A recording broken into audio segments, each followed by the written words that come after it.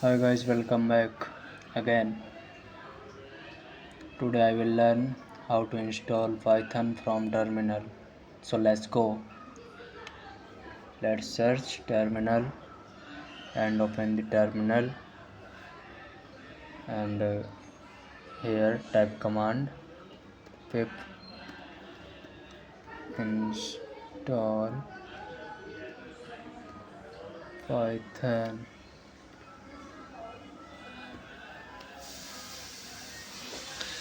When you type this command, then your Python is automatically downloaded. I have already downloaded Python.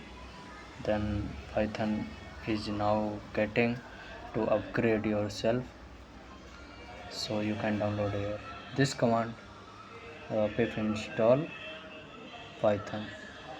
Thank you.